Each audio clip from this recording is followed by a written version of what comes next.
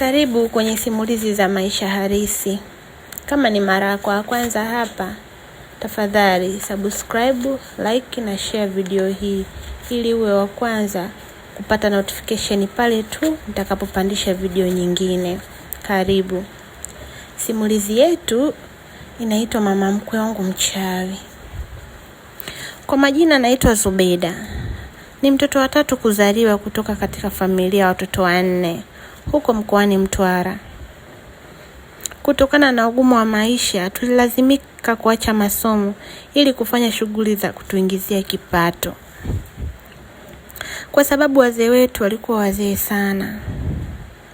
Tulikuwa tunakwenda msituni kuchimba aina fulani hivi ya mizizi ambayo kwa huku kwetu inajulikana kama ming'oko. Ni chakula cha asili. Wakazi ama wazaliwa wa huku wengi wanaifahamu hiyo mizizi. Kijiji chetu kilikuwa pembezoni mwa barabara ambayo inaelekea Mtwara mjini.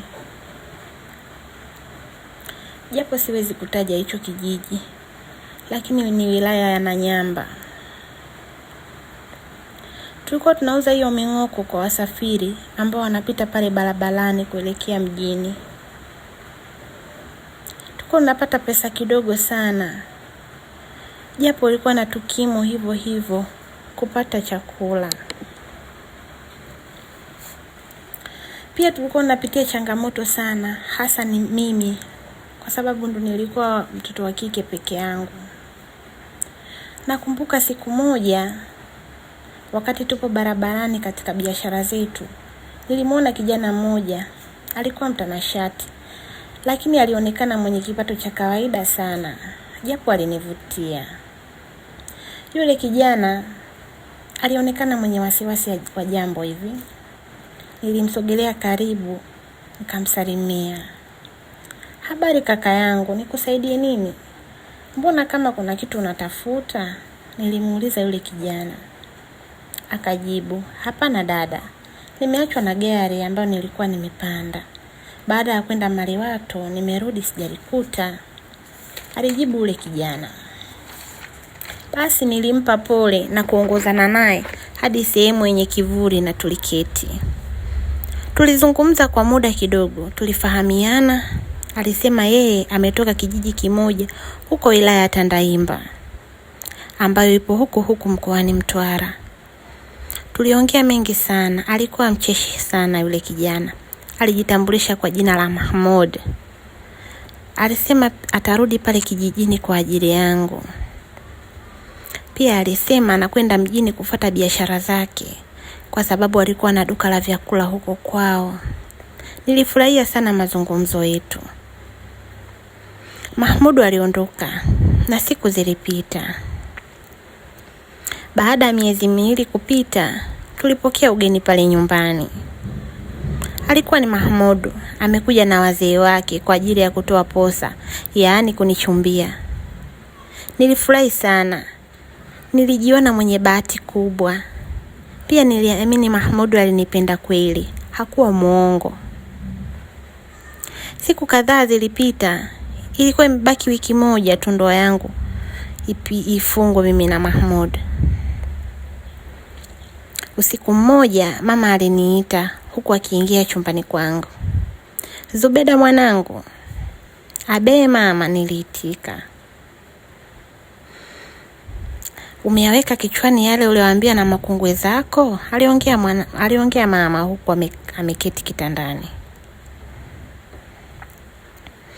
Alizungumza kwa sauti ya chini sana ili kuzuia baba na kaka zangu asisikie huko kibarazani.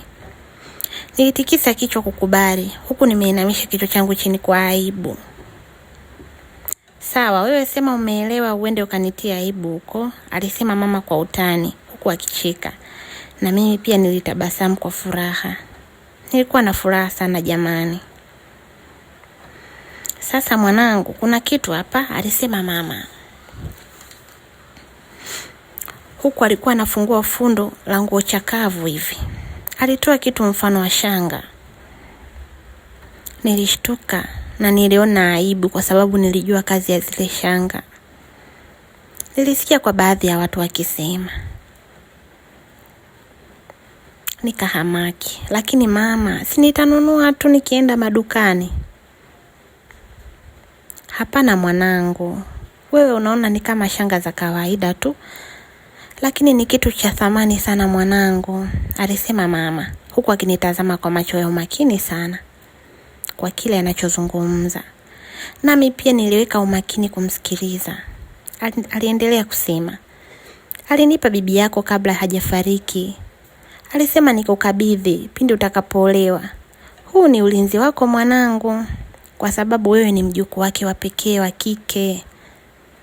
Na alijua lazima utaolewa mbali na hiki kijiji, alisema mama huku akinikabidhi. Basi nami nilipokea na kuweka katika begi langu, kwa sababu nilikuwa nimeshapanga nguo zangu. Nilikubali japo sikutilia maanani na sikujua ulinzi gani ambao bibi alikuwa akimaanisha. Nilimwambia mama nitavaa nikishafika huko kwa mume wangu, na mama alikubali. Pia alinipa masharti nisiwe navua zile shanga. Sawa mama, nimeelewa, nilimjibu mama. Usiku ule ulipita. Basi siku zilipita na siku ya ndoa ilifika. Wanakijiji walikuwa na furaha sana. Walipika, waliimba na kucheza. Familia yangu ilikuwa na furaha kubwa. Ndoa ilipita salama. Nikawaaga wazazi wangu na kaka zangu. Nikaondoka na mume wangu pamoja na mashemeji zangu ambao ni marafiki wa Mahmud, yaani mume wangu. Tulipanda gari dogo aina ya Noah kuelekea huko wilaya ya Tandaimba ambako ndo ulikuwa mji wangu mpya kuanzia siku ile. Lakini pia kichwani nilikuwa na maswali, kwa nini mawifi zangu hawakufika kwenye ndoa yetu? Japo halikuwa jambo la kuniumiza kichwa sana, niliona nilipuuzia. Hatimaye tulifika huko kijijini ambako ndo kwao mume wangu. Tulipokelewa kwa shangwe kubwa na baadhi ya majirani pamoja na ndugu wa mume wangu. Nilikaribishwa vizuri, tulipewa chakula, tulikula, tukaoga. Jioni ilipofika, tuliketi sebuleni. Mume wangu alinitambulisha kwa mama yake ambaye ndo mama mkwe wangu. Alikuwa ni mtu mzima, sio mzee sana kama mama yangu. Alikuwa anafanana sana na mume wangu. Alifurahi sana kuniona na kusema, ama kwa hakika safari hii umeniletea kifaa mwanangu. Kauli yake ilinitia mashaka kidogo, kwa sababu mume wangu hakuwahi kuniambia kama alishawahi kuoa kabla. Lakini nilizuia mshtuko wangu, nikajichekesha tu kwa zile sifa nilizopewa na mama mkwe. Basi tuliendelea na hadithi za hapa na pale.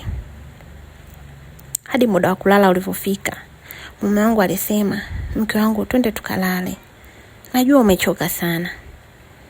Alinishika mkono, tukaelekea chumbani. Nilikuwa na furaha sana jamani kwa kuona ule upendo wa mume wangu. Na pia nilikuwa na furaha kwa kuanza usiku wangu wa kwanza na mume wangu, kwa sababu nilikuwa sijawahi kuguswa na mwanaume yeyote yule. Yaani nilikuwa ni bikra. Tuliketi kitandani na mume wangu, naye akianza kunipapasa. Nilikuwa na furaha. Pia nilikuwa na tabasamu muda wote. Lakini nilikumbuka kuwa baadhi ya watu wanasema kukutana na mwanaume kwa mara ya kwanza unapata maumivu makali. Nilikuwa na uoga kidogo, lakini pia niliamini mume wangu ananipenda sana, hawezi kuniumiza. Nilipata wazo la kumwambia, kwa sababu sikuwahi kumwambia kuwa mimi ni bikra. Nilimuita mume wangu kwa sauti ya mahaba. Mume wangu aliitika kwa sauti yake nzito ambayo ilishaanza kumezwa na hisia. Mume wangu, naomba usiniumize, mimi sijawahi kufanya hichi kitendo. Ni mara yangu ya kwanza. Niliongea kwa sauti ya chini na ya kutetemeka kidogo, huku kichwa changu nimekiinamisha chini kwa aibu. Niliona mume wangu akiniachia ghafla. Ni kama mtu aliyepata taarifa kushtua hivi. Niliona mshtuko wake wa wazi wazi. Unamaanisha wewe ni bikra? aliuliza mume wangu huku amejenga uso wa tabasamu lililokaribia na kicheko. Nilitingisha kichwa kukubali. Basi mume wangu alisimama na kurukaruka juu kama mtu aliyeshinda bahati nasibu. Vijana wanaita kubeti. Nilishangaa sana kwa sababu sikuona jambo kubwa kiasi cha mume wangu kurukaruka na makelele mengi usiku ule. Mara mlango ulibishwa hodi. Alikuwa ni mama mkwe. "Wanangu, kuna tatizo huko. Mbona makelele?" aliuliza mama mkwe. Nilimuona mume wangu akitoka mbio. Alichukua shati lake ambalo alipachika kwenye msumari nyuma ya mlango na kuvaa haraka haraka. Akafungua mlango kwa haraka na kumkuta mama yake amesimama pale mlangoni kwa mshangao. Aliuliza, "Kuna nini mwanangu?" Lakini mume wangu hakumjibu. Alimshika mkono mama yake na kwenda naye sebuleni. Nilishangaa, nikaona ni bora niwafuate kwenda kujua kuna tatizo gani. Lakini nilisikia sauti ya minong'ono ambayo ilinifanya nisimame ili kusikiliza kuna nini. Nilimsikia mume wangu Mahmudu akiongea kwa kunong'ona, "Mama, Mwalimu Mihi akanaguswa," alisema mume wangu kwa lugha ya Kimakonde ambayo niliielewa vizuri sana na pia tulipenda kuitumia kule nyumbani kwetu. Yaani akimaanisha binti mbichi hajaguswa. Mama yake aliuliza kwa mshtuko kidogo, "Mihi uvena maana tani Mahamudu?" Akiwa na maana kwamba anamaanisha nini kusema mbichi. Mume wangu alijibu kwa haraka, "Bikra." Jibu lililomfanya mama yake apige vigeregere na kuzidi kunishtua na kunishangaza. "Ng'ombe wa nyama na maziwa," alitoa kauli hiyo mama mkwe ambayo sikuielewa hata kidogo. Alikuwa anamaanisha nini? Yaani mimi ni ng'ombe ama nitachinjiwa ng'ombe?